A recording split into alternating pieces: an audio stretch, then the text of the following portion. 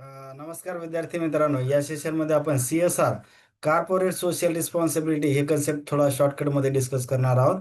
तर जे विद्यार्थी मित्र ITI प्राचार्य उपप्राचार्याची तयारी करत असतील त्या विद्यार्थी मित्रांना रिक्वेस्ट आहे, जर चॅनल आपले लेक्चर आवडत असतील तर चॅनलला सबस्क्राईब करायला विसरू नका. तर कुठलाही वेळ न वाया घालवता लगेच आपण लेक्चरला सुरुवात करू. आता CSR ची पहिली डेफिनेशन बघू की कॉर्पोरेट सोशल रिस्पॉन्सिबिलिटी म्हणजे नेमकं काय होते. CSR means the responsibility of the companies to contribute to the social welfare and sustainable development by social, environment and ethical concern in their business activity and interaction with the stakeholder. म्हणजे काय करायचं आहे साध्या भाषेत, CSR means that companies should not only focus on the profit but also help the society and protect the environment. नुसतं कंपन्यांनी फक्त स्वतःचीच तुंबडी भरायची नाही, तर त्यांचा हे सुद्धा उद्देश असला पाहिजे की आपण काहीतरी सोसायटीला देणं झालं, आपल्याकडून काहीतरी सोसायटीला द्यावं लागते. तसेच पर्यावरणाचं सुद्धा संरक्षण करायचं आहे. तर त्याला आपण म्हणलेलं आहे की कॉर्पोरेट सोशल रिस्पॉन्सिबिलिटी किंवा CSR. आता बघा, CSR was made mandatory in the India through the companies act 2013. हे CSR जो कन्सेप्ट आहे, या कायद्यानुसार हे भारतात कंपल्सरी करण्यात आलेला आहे. कायदा कोणता? तर कंपनीज ऍक्ट 2013. या कायद्याचं नाव सुद्धा लक्षात ठेवायचं, कंपनीज ऍक्ट 2013. या कायद्यानुसार हे CSR हे नावाचा कन्सेप्ट हे कंपल्सरी करण्यात आलेला आहे. With this law, India become the first country in the world to legally require the companies to spend money on the CSR activity. म्हणजे जगातला भारत हा पहिला देश ठरला की ज्याने कायद्याने सोशल रिस्पॉन्सिबिलिटीसाठी म्हणजे CSR ऍक्टिव्हिटी करणं हे लिगली बंधनकारक केलेलं आहे. असा जगातला हा भारत पहिला देश बनलेला आहे. हे सुद्धा लक्षात ठेवायचं की इंडिया हा जगातला पहिला देश आहे की ज्याने सोशल कॉर्पोरेट सोशल रिस्पॉन्सिबिलिटीला फंड देणं किंवा त्यानं त्या कंपन्यांनी CSR मध्ये ऍक्टिव्हिटीमध्ये भाग घेणं हे कंपल्सरी करणारा हा भारत हा जगातील पहिला देश असा ठरलेला आहे.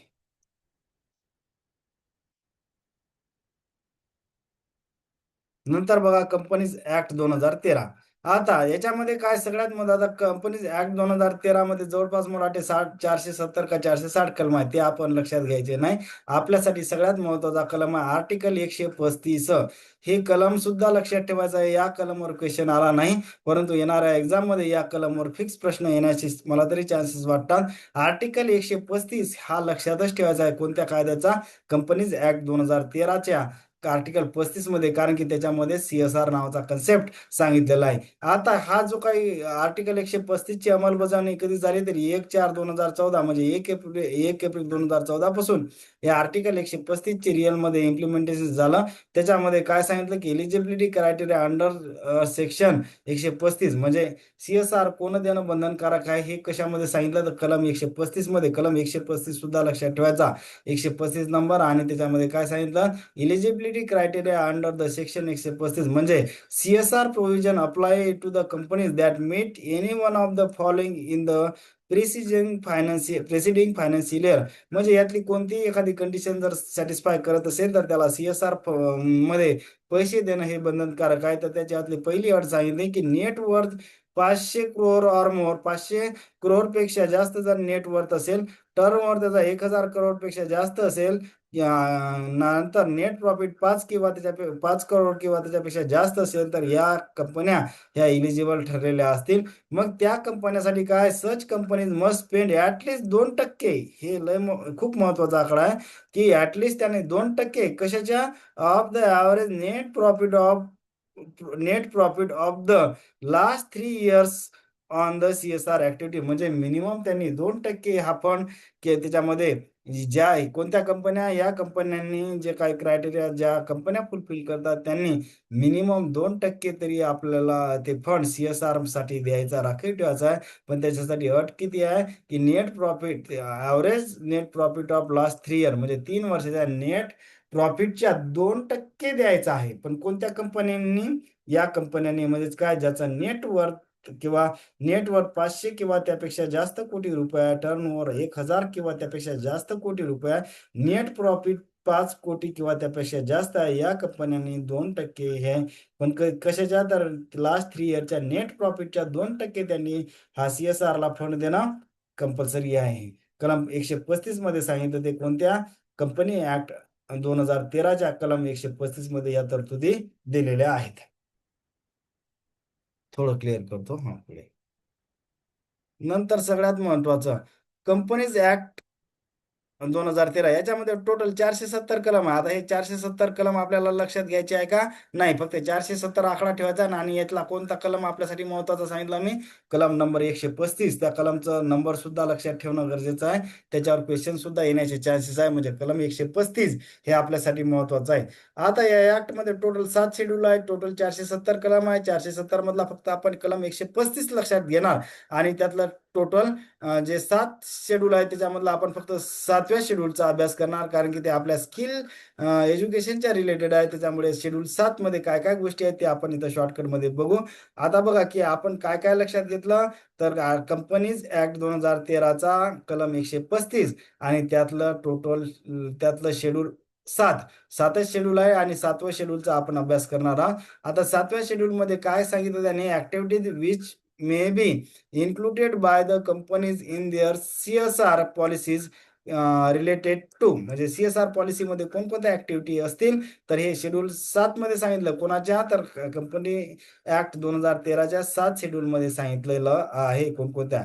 इरॅडिकेटिंग हंगर पॉवर्टी म्हणजे काय, गरिबी आणि हंगर हे इरॅडिकेशन करण्यासाठी तो फंड म्हणजे तयार करू शकतात.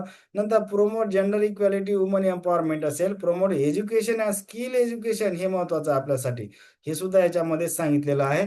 Protect environment, protect sport, contribution to the public funded university. नंतर contribution to promote incubators. Incubators म्हणजे काय, नवीन जे काय स्टार्टअप वगैरे झाले. नंतर R&D साठी रिसर्च अँड डेव्हलपमेंटला सुद्धा प्रमोट करायचं आहे. प्रमोट सस्टेनेबल डेव्हलपमेंट गोल किंवा SDG. Promote the national heritage art culture याच्यासाठी सुद्धा हे करायचं आहे. नंतर इथं आर्ट नंतर हे आर्ट कॉमा आहे इथं थोडंसं क्लिअर करा. Contribution to the government relief fund. नंतर measure for the benefit of arm force veterans, war widows and their dependants यांच्यासाठी सुद्धा ते CSR फंड मध्ये योगदान करू शकतात.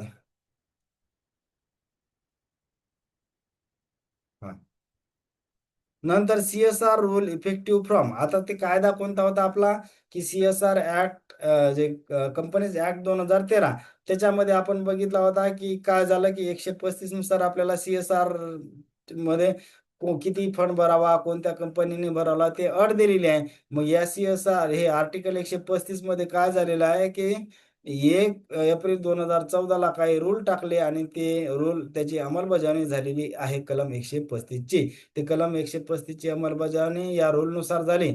CSR रूल त्याला म्हणतात. त्याच्यामध्ये टोटल 9 रूल आहेत, परंतु आपल्या कामाचे किती आहेत त्याच्यामधला फक्त एकच रूल लक्षात ठेवायचा, की रूल नंबर 3. रूल नंबर 3 मध्ये काय CSR आहे, सोशल म्हणजे corporate social responsibility as per article 135 of companies act 2013. 135च्या कलम 135 जो आहे कोणता, कंपनीज ऍक्ट 2013च्या, त्याच्यामध्ये CSR हे सांगितलेलं आहे. म्हणजे रूल 3 मध्ये सुद्धा CSR आणि CSR म्हणजेच काय, तर 135 नुसार जे काही मेन्शन केलं कंपनीज ऍक्ट 2013 मध्ये, तर त्याला आपण CSR म्हटलं. म्हणून त्याच्यामध्ये रूल 2014 मध्ये जे काही CSR रूल 2014 मध्ये 9 रूल करण्यात आले, त्याच्यामधला सगळ्यात महत्वाचा रूल नंबर 3 CSR आहे. एवढं लक्षात ठेवायचं, बाकी काही लक्षात ठेवलं तरी नाही तरी चालते. रूल नंबर 4 तुम्हाला वाटलं लक्षात ठेवायचा तर ठेवा. CSR ऍक्टिव्हिटी आहे, CSR कमिटी आहे, CSR पॉलिसीज आहे. रूल नंबर 7 मध्ये CSR एक्सपेंडिचर.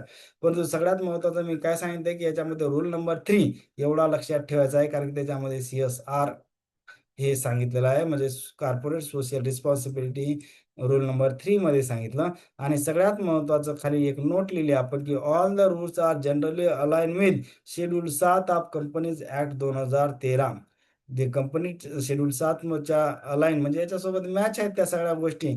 कोणाच्या, तर कंपनीज ऍक्ट 2013 च्या शेड्यूल 7 नुसार हे सगळे जे CSR 2014चे जे काही 9 रूल आहेत ते सगळे अलाइन आहेत जवळपास कोणासोबत, तर शेड्यूल 7 सोबत कंपनीज ऍक्ट 2013च्या.